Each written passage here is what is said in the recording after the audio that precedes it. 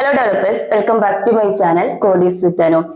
ഇന്നത്തെ വീഡിയോയിൽ നമ്മൾ ഡിസ്കസ് ചെയ്യാൻ പോകുന്നത് AI ഒരിക്കലും റീപ്ലേസ് ചെയ്യാൻ സാധ്യതയില്ലാത്ത 5 IT ജോബ്സിനെ പറ്റിയാണ് കേട്ടോ.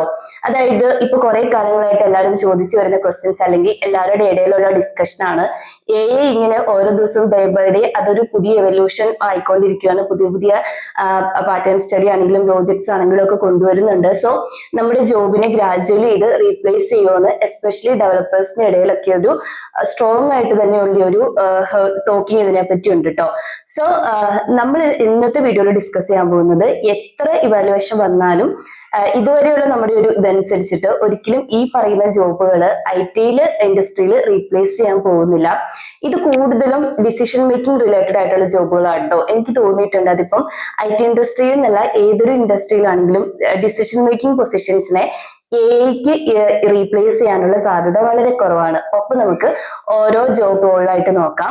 അപ്പൊ ഫസ്റ്റ് ആദ്യത്തെ ജോബ് IT പ്രൊജക്ട് മാനേജേഴ്സിന്റെ റോളാണ്. അതായത് AI നമുക്ക് ഡെഫിനറ്റ് ആയിട്ടും കോഡ് എഴുതി തരൂലേ. അതിപ്പം ഏത് പ്രോഗ്രാമിംഗ് ലാംഗ്വേജിലാണെങ്കിലും അല്ല നിങ്ങൾക്ക് ഇനി SQL ക്വറീസ് ആണ് വേണ്ടതെന്നുണ്ടെങ്കിലും ഏത് കോൺസെപ്റ്റ് ഇപ്പൊ ഫ്രണ്ട് ആൻഡ് ബാക്ക് ആൻഡ് ഏത് കോഡും AI നിങ്ങൾ ലോജിക്ക് കൊടുത്തിട്ടുണ്ടെങ്കിൽ എഴുതി തരും. നിങ്ങൾ പറയുന്ന ഫോർമാറ്റിൽ നിങ്ങൾക്ക് ആവശ്യമുള്ള കോഡ് ക്വാളിറ്റിയിൽ ഏറ്റവും വൃത്തിയായിട്ട് നീറ്റായിട്ട് ക്ലീൻ കോഡ് ആയിട്ടൊക്കെ പ്രൊവൈഡ് ചെയ്യുന്നുണ്ട്. പക്ഷെ അവരുടെ സൊല്യൂഷൻ എത്രത്തോളം ഡിപ്പെൻഡ് ചെയ്യണം എന്നുള്ളത് അത് നിങ്ങളുടെ കയ്യിലാണ് കേട്ടോ ഇരിക്കുന്നത്. പക്ഷെ ഒരു ടീം മാനേജറിന്റെ ജോബ് ഒരിക്കലും ഇത് റീപ്ലേസ് ചെയ്യാൻ പോകുന്നില്ല. അതിന്റെ റീസൺ എന്താണ്? ഒരു മാനേജർ ബേസിക്കലി എന്താ ചെയ്യുന്നത്? അവിടെ കൂടുതലും കമ്മ്യൂണിക്കേഷനും ഡിസിഷൻ മേക്കിങ്ങും ആണല്ലേ വരുന്നത്. അതായത് ക്ലയന്റുമായിട്ട് കമ്മ്യൂണിക്കേറ്റ് ചെയ്യണം. എസ്പെഷ്യലി പ്രൊജക്ട് മാനേജേഴ്സിന്റെ കേസിൽ അവർ ക്ലയന്റുമായിട്ട് കമ്മ്യൂണിക്കേറ്റ് ചെയ്യും. അതുപോലെ തന്നെ ഡെഡ് ലൈൻ പ്രഷർ കറക്റ്റ് ആയിട്ട് ഹാൻഡിൽ ചെയ്യണം. അപ്പം ഈ കാര്യങ്ങളൊക്കെ ഒരു ഹ്യൂമൻ സ്കില്ല് മസ്റ്റ് ആയിട്ടും ആവശ്യമുള്ളതാണ്. ഒരു ഹ്യൂമനെ കൊണ്ട് മാത്രമേ നടക്കുള്ളൂ. എസ്പെഷ്യലി ഒരു പ്രൊജക്ട് മാനേജർ അവര് ഓരോ ദിവസവും ഡിഫറെന്റ് ടൈപ്പ് ഓഫ് ആൾക്കാരെ അല്ലെ ഹാൻഡിൽ ചെയ്യുന്നത്. അതായത് ഇപ്പം എക്സാമ്പിൾ പറയുവാണെങ്കിൽ ക്ലയന്റ് റിക്വയർമെന്റ് കറക്റ്റ് ആയിട്ട് മനസ്സിലാക്കിയിട്ട് അത് ടീമിലേക്ക് ട്രാൻസ്ലേറ്റ് ചെയ്ത് കൊടുക്കാൻ വേണ്ടി പറ്റണം. ഡിഫറെന്റ് ആയിട്ടുള്ള കോൺഫ്ലിക്ട്സുകളെ അവർ ഒരു ദിവസം ഹാൻഡിൽ ചെയ്യുന്നുണ്ട്. ഈവൻ ഡെവലപ്പേഴ്സിനെ പോലും ഇൻഡയറക്ട്ലി ഡയറക്ട്ലി ഡെവലപ്പേഴ്സ് ഒക്കെ നമ്മൾ ടീം ലീഡ് ചെയ്ത് മാറിയിട്ട് പ്രൊജക്ട് മാനേജേഴ്സിന്റെ ഒക്കെ അടുത്ത് പോയിട്ട് ഡൗട്ട് ചോദിക്കും, ക്ലാരിഫൈ ചെയ്യുകയൊക്കെ ചെയ്യാറുണ്ടല്ലേ. സോ ഇപ്പൊ എക്സാമ്പിൾ ആയിട്ട് പറയുവാണെന്നുണ്ടെങ്കിൽ ഇപ്പം നമ്മുടെ ടീം ലീഡിനെ തന്നെ എടുക്കാം. ഇപ്പൊ അവർക്ക് തോന്നുവാണ് നമ്മുടെ സൈഡിൽ നിന്ന് കണ്ടിന്യൂസ് ആയിട്ട് ബഗ് വരുന്നുണ്ട്, അല്ലെങ്കിൽ നമ്മുടെ കോഡ് ക്വാളിറ്റി കുറഞ്ഞു വരുന്നുണ്ട്. അപ്പൊ ഏറ്റവും ഡിപ്ലോമാറ്റിക്കലി ഇത് നമുക്ക് പറഞ്ഞ് മനസ്സിലാക്കി തരാൻ ഒരു AI കൊണ്ട് സാധിച്ചെന്ന് വരില്ല. നമ്മുടെ കറക്റ്റ് ആ ഒരു ഇഷ്യൂ മനസ്സിലാക്കി എക്സ്പ്ലെയിൻ ചെയ്ത് തരണമെങ്കിൽ എഫിഷ്യന്റ് ആയിട്ടുള്ള ഒരു പ്രൊജക്ട് മാനേജർ കൂടിയേ തീരൂലേ. ഈ റീസൺ കൊണ്ടൊക്കെയാണ് പ്രൊജക്ട് മാനേജറിന്റെ റോള് AI റീപ്ലേസ് ചെയ്യില്ല എന്ന് പറയുന്നത്. ഇനി രണ്ടാമത്തെ ജോബിലേക്ക് വന്നാൽ ഒരു IT കൺസൾട്ടന്റിന്റെ അല്ലെങ്കിൽ ഒരു സൊല്യൂഷൻ ആർക്കിടെക്റ്റിന്റെ ജോബും എഗെയിൻ AI കൊണ്ട് റീപ്ലേസ് ചെയ്യാൻ പറ്റില്ല. കാരണം എന്താ? ഒരു ബിസിനസ്സിന് ഓരോ യുണീക്ക് ആയിട്ടുള്ള പ്രോബ്ലംസും ഐഡിയാസും ഉണ്ടാവൂലേ. അപ്പം ഒരു ക്ലയന്റിനോട് പ്രോപ്പർ ആയിട്ട് കമ്മ്യൂണിക്കേറ്റ് ചെയ്ത് അവരുടെ ആക്ച്വൽ പ്രോബ്ലംസ് മനസ്സിലാക്കി അതിന് ആവശ്യമുള്ള കസ്റ്റം സൊല്യൂഷൻസ് ഡിസൈൻ ചെയ്ത് കൊണ്ടുവരിക എന്ന് പറഞ്ഞിട്ടുണ്ടെങ്കിൽ അവിടെ ക്രിയേറ്റിവിറ്റിയും എക്സ്പീരിയൻസും രണ്ടും ആവശ്യമാണല്ലേ. ഇപ്പൊ നമുക്ക് ഒരു റിയൽ ടൈം സിനാരിയോ എടുക്കാം. നിങ്ങളൊരു ഹോസ്പിറ്റലിന് വേണ്ടിയിട്ട് പുതിയൊരു ആപ്ലിക്കേഷൻ ഡിസൈൻ ചെയ്യാന്ന് വിചാരിച്ചു. ഒരു മാനേജ്മെന്റ് സിസ്റ്റം ഡിസൈൻ ചെയ്യുവാണ്. അപ്പൊ നമ്മൾ എന്തൊക്കെ ആസ്പെക്ട് എന്ന് ആലോചിക്കണം?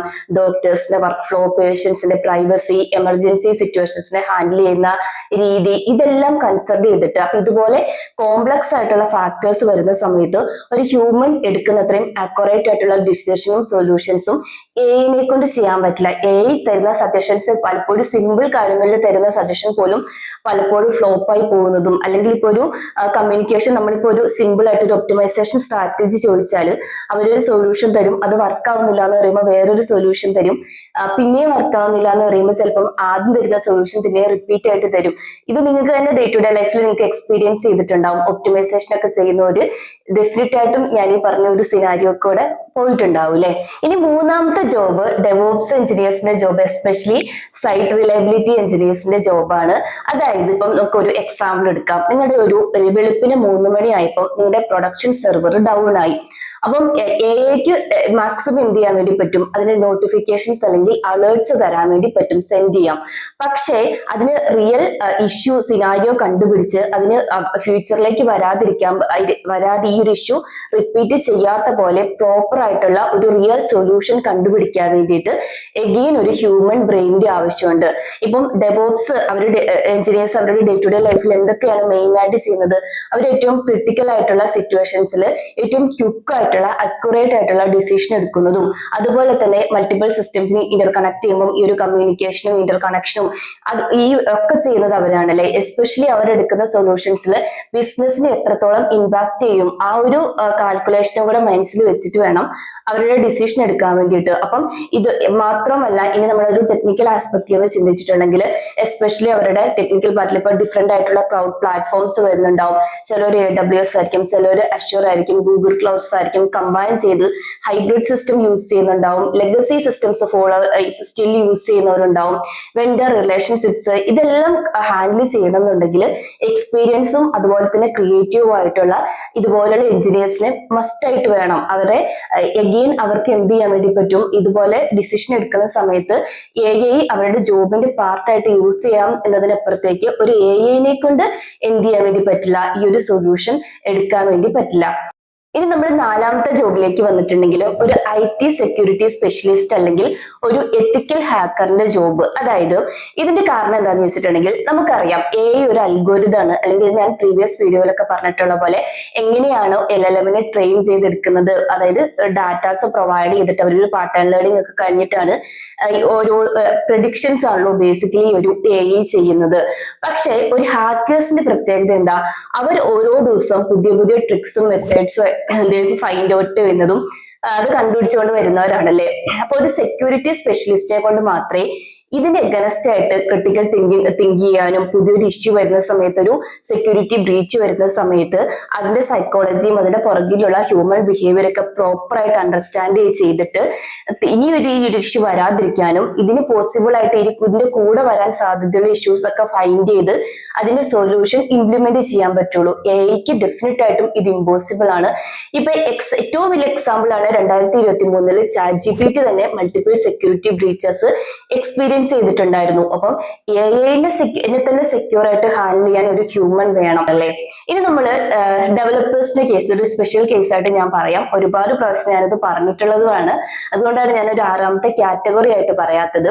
ഡെവലപ്പേഴ്സിനെ റീപ്ലേസ് ചെയ്യുമോ എന്ന് ചോദിച്ചിട്ടുണ്ടെങ്കിൽ റീപ്ലേസ് ചെയ്യാൻ സാധ്യതയുള്ള ഒരു സെറ്റ് ഓഫ് ഡെവലപ്പേഴ്സ് ഉണ്ട്. അത് ഓൾറെഡി ഫേസ്ബുക്കിന്റെ CEO പോലും പറഞ്ഞിട്ടുണ്ട്, ഇന്റർമീഡിയറ്റ് ലെവൽ എഞ്ചിനീയേഴ്സിന്റെ ജോബിനെ ഞങ്ങൾ AI യൂസ് ചെയ്തിട്ട് റീപ്ലേസ് ചെയ്യുമെന്ന്. അതായത് ഒരു ഡെവലപ്പർ ഒരിക്കലും ജസ്റ്റ് കോഡ് മാത്രം, അതായത് എന്റെ ടീം ലീഡ് അല്ലെങ്കിൽ എനിക്ക് ഈ ആഴ്ച അസൈൻ ചെയ്തിരിക്കുന്ന ഒരു വർക്ക് അതിന് കോഡ് എഴുതുന്നവരായിരിക്കരുത്. ഞാൻ നമ്പർ ഓഫ് ടൈംസ് ഞാൻ റിപ്പീറ്റ് ചെയ്ത് പറഞ്ഞിട്ടുള്ളതാണ്. നിങ്ങൾ പ്രോപ്പർ ആയിട്ട് ഇഷ്യൂസ് അനലൈസ് ചെയ്യാനും ഇഷ്യൂസ് മനസ്സിലാക്കാനും അതിന്റെ സൊല്യൂഷൻ മേക്കിംഗ് ക്യാപ്പബിലിറ്റി അഡാപ്റ്റ് ചെയ്യാനും പറ്റുന്നവരായിട്ട് വളരുക എന്നുള്ളത് നിങ്ങളുടെ മാത്രം റെസ്പോൺസിബിലിറ്റിയാണ്. സ്ട്രോങ് ആയിട്ടുള്ള ഒരു പ്രോബ്ലം സോൾവിങ് സ്കില്ലും ഒരു സ്ട്രോങ് ആയിട്ടുള്ള ഒരു ഡിസിഷൻ മേക്കിംഗ് സ്കില്ലും ഒരു സൊല്യൂഷൻ മേക്കിംഗ് സ്കില്ലും നിങ്ങൾക്ക് ഉണ്ടെന്നുണ്ടെങ്കിൽ നിങ്ങളെ ഒരിക്കലും റീപ്ലേസ് ചെയ്യാൻ വേണ്ടി പറ്റില്ല. അതുകൊണ്ടാണ് ഇപ്പൊ ടീം ലീഡിനപ്പുറത്തേക്ക് ഇപ്പൊ സീനിയർ ഡെവലപ്പേഴ്സിനെ ആണെങ്കിലും റീപ്ലേസ് ചെയ്യുക എന്ന് പറയുന്നത്. നമ്മളൊരു സീനിയർ ഡെവലപ്പർ ഒക്കെ ആയിട്ട് എങ്ങനെയാ പ്രൊമോഷൻ കിട്ടുന്നത്? ഇപ്പൊ ഒരു 3 പേരൊക്കെ ഞാൻ ഓൾറെഡി പറഞ്ഞിട്ടുണ്ടായിരുന്നു, ഒരു വീഡിയോയിൽ പറഞ്ഞിട്ടുണ്ടായിരുന്നു. ചിലപ്പോൾ ഒരേ ദിവസം കമ്പനിയിൽ ജോയിൻ ചെയ്യുന്ന 2 ഡെവലപ്പേഴ്സ് ആയിരിക്കും.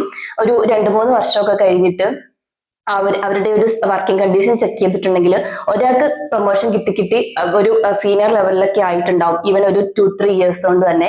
രണ്ടാമത്തെ ആൾ ഒരു ഇന്റർമീഡിയറ്റ് ലെവലിൽ നിന്ന് ഇപ്പോഴും സ്ട്രഗിൾ ചെയ്യായിരിക്കും. ഇത് ഞാൻ പറഞ്ഞല്ല കേട്ടോ, ഞാനൊരു ആർട്ടിക്കിൾ ഒന്ന് പ്രൊവൈഡ് ചെയ്തിട്ടുണ്ടായിരുന്നു. അതായത് കോഡ് എഴുതുന്നതിനപ്പുറത്തേക്ക് നമ്മൾ നിൽക്കുന്ന ആ ഡൊമൈൻ മനസ്സിലാക്കുക എന്നുള്ളതും നമ്മുടെ കസ്റ്റമേഴ്സ് ഏത് ടൈപ്പാന്ന് മനസ്സിലാക്കുക എന്നുള്ളതും അതിനപ്പുറത്തേക്ക് ഇഷ്യൂസ് വരുന്ന സമയത്ത് പ്രോബ്ലം സോൾവിങ് ചെയ്യാൻ നമ്മൾ ഹെൽപ്പ് ചെയ്യുക എന്നുള്ളതൊക്കെ ഭയങ്കര ഇമ്പോർട്ടന്റ് ആയിട്ടുള്ള കേസാണ്. ഞാൻ ഒരു വീഡിയോ ഇതിനെപ്പറ്റി ഡീറ്റെയിൽ ചെയ്തിട്ടുണ്ട്.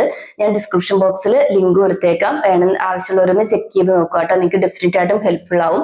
അപ്പൊ ഞാൻ ഈ പറഞ്ഞതെന്ന് നിങ്ങൾ ഒരിക്കലും ഒരു ടെൻഷൻ ആവേണ്ട ആവശ്യമില്ല. എത്രത്തോളം ഇവോൾവ് ആയിട്ടുണ്ടെങ്കിലും ഇപ്പോൾ ഉള്ള കുറേ പേരെ ഞാൻ കാണുന്നുണ്ട്, അവർ ഏറ്റവും സ്മാർട്ടായിട്ട് അവരുടെ ജോബിന്റെ പാർട്ടായിട്ട് യൂസ് ചെയ്യാൻ തുടങ്ങി. അതായത് ഏതെങ്കിലും ഇപ്പൊ എസ്പെഷ്യലി ഇന്റർഫേസ് ഡിസൈനിന്റെ കേസിലാണെങ്കിലും അല്ലെങ്കിൽ കോംപ്ലക്സ് ക്വറി ഒപ്റ്റിമൈസേഷൻ ഈ കേസിലൊക്കെ അവര് തരുന്ന സൊല്യൂഷൻസ് അങ്ങനെ തന്നെ ബ്ലൈൻഡ് ആയിട്ട് യൂസ് ചെയ്യാതെ അനലൈസ് ചെയ്തിട്ടാണ് യൂസ് ചെയ്യുന്നത്.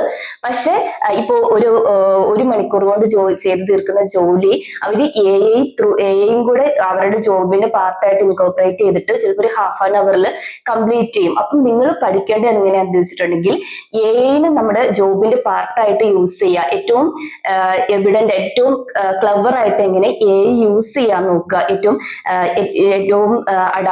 ക്വിക്കായിട്ട് എന്നാൽ ഏറ്റവും ആവശ്യമുള്ള പ്രോപ്പർ ആയിട്ടുള്ള സൊല്യൂഷൻ മിനിമൽ ടൈമിൽ എയും കൂടെ യൂസ് ചെയ്തിട്ട് പ്രൊവൈഡ് ചെയ്യാൻ നോക്കുക. അപ്പോഴാണ് ഒന്നും കൂടി നിങ്ങൾക്ക് അടുത്ത സ്റ്റെപ്പിലേക്ക് പോകാൻ വേണ്ടി പറ്റുന്നത്. അപ്പൊ ഏറ്റവും ക്രിയേറ്റീവ് ആയിട്ടിരിക്കുക, സ്ട്രോങ് ആയിട്ടുള്ള പ്രോബ്ലം സോൾവിങ് സ്കില്ല് കൊണ്ടുവരിക, കൂടെ തന്നെ കമ്മ്യൂണിക്കേഷൻ സ്കില്ലും ഇംപ്രൂവ് ചെയ്യുക. അപ്പൊ ഹ്യൂമൻ സ്കില്ല് നിങ്ങളുടെ ഹ്യൂമൻ സ്കില്ല് ഡെവലപ്പ് ചെയ്യാൻ നോക്കുക കേട്ടോ. അപ്പം ഇന്നത്തെ വീഡിയോ ഇത്രയേ ഉള്ളൂ. ഇതിനപ്പുറത്തേക്ക് നിങ്ങൾക്ക് ഏതെങ്കിലും ജോബ് തോന്നുവാണ്, അല്ലെങ്കിൽ നിങ്ങൾക്ക് എന്തെങ്കിലും ഓപ്പോസിറ്റ് ആയിട്ടുള്ള അഭിപ്രായം ഉണ്ട്, അല്ലെങ്കിൽ ഈ വീഡിയോയെ പറ്റി നിങ്ങൾക്ക് വേറെ എന്തെങ്കിലും ഒക്കെ സജഷൻസ് ഒക്കെ തരാനുണ്ടെങ്കിൽ ഡെഫിനറ്റ് ആയിട്ട് കമന്റ് സെക്ഷനിൽ നിങ്ങളുടെ ഒപ്പീനിയൻ പറയാം. നമുക്ക് അടുത്തൊരു യൂസ്ഫുൾ ആയിട്ടുള്ള കണ്ടന്റുമായിട്ട് നെക്സ്റ്റ് വീഡിയോയിൽ കാണാം കേട്ടോ. ഇതുപോലുള്ള കൂടുതൽ കരിയർ ടിപ്സിന് വേണ്ടിയിട്ടും അതുപോലെ തന്നെ ടെക്നിക്കൽ കണ്ടന്റിന് വേണ്ടിയിട്ടും നമ്മുടെ ചാനൽ ഒന്ന് സബ്സ്ക്രൈബ് ചെയ്ത് സപ്പോർട്ട് ചെയ്യാം. താങ്ക്